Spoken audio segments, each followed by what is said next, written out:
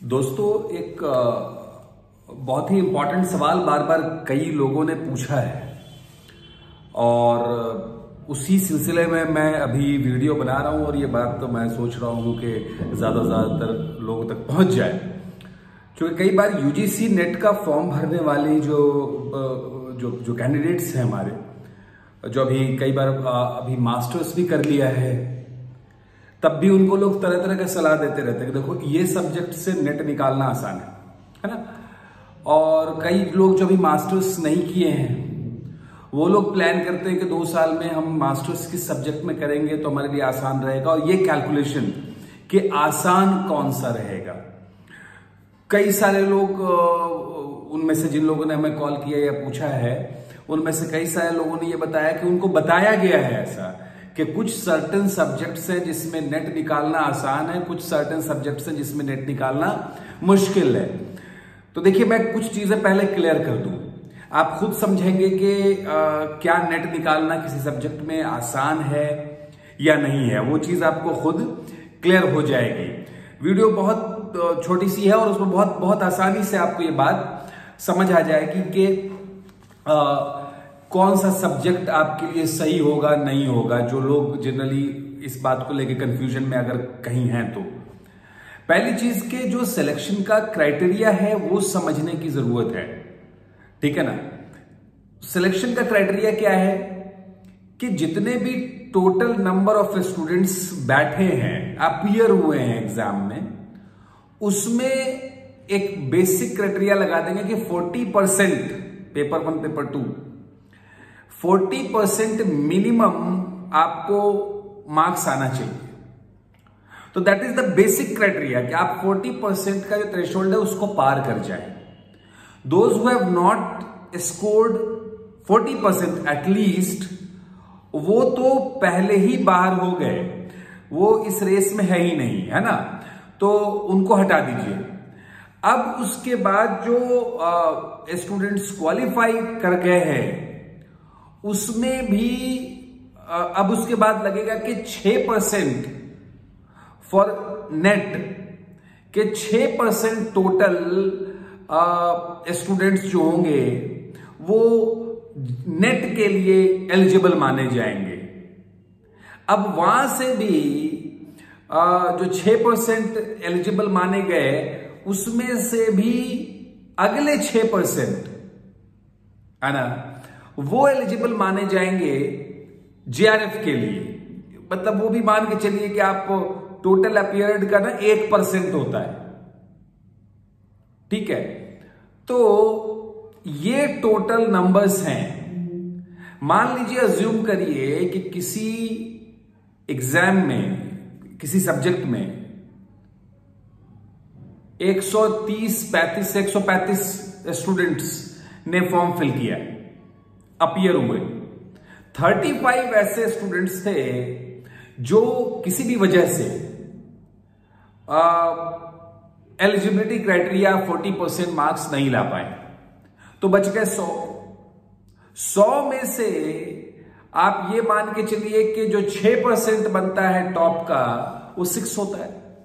तो वो 6 स्टूडेंट्स, और उसका भी 6 स्टूडेंट्स तो क्वालिफाई कर गए किसके लिए भाई, नेट के लिए, जो असिस्टेंट प्रोफेसर वाला होता है। और उसके बाद जो 6%, उसका 6% which is not more than 1, एक से कम होगा, इसीलिए कहते हैं कि टोटल का 1%, ठीक है ना।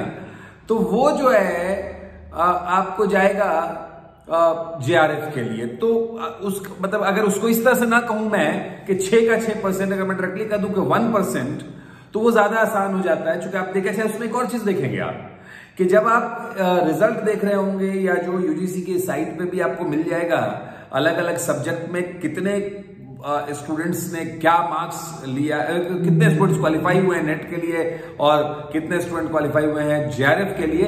तो वहां पे आपको कई बार लगेगा कि किसी सब्जेक्ट में 10% भी जा रहा है, किसी % में जेआरएफ का अलग है।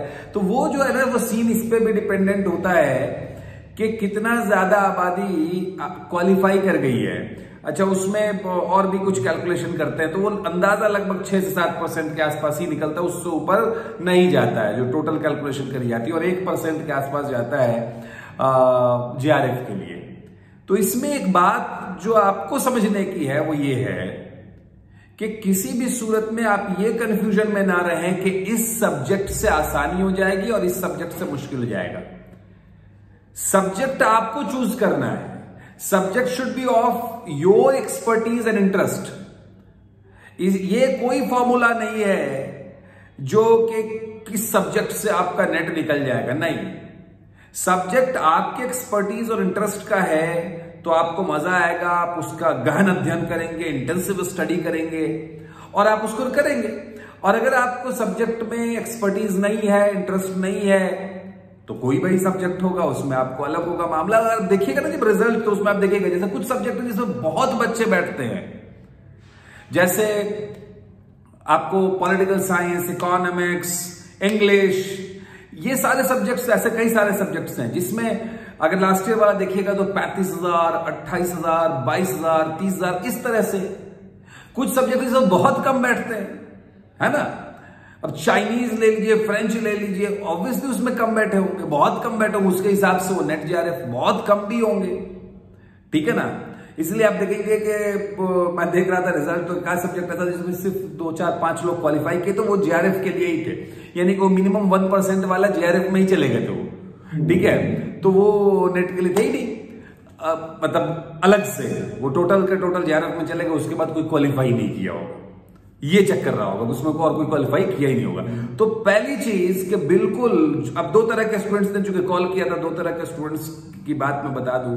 जो लोग मास्टर्स कर चुके हैं वो तो भैया आपका जो सब्जेक्ट है जिसमें आपकी एक्सपर्टीज सबसे अच्छी है, ऑब्वियसली मास्टर्स के सब्जेक्ट में, उस पर लग के मेहनत करो और करो। क्योंकि जो मास्टर्स कर चुके हैं वो थोड़ी सब्जेक्ट अब आप प्लान करिएगा नहीं जी वापस जाएंगे।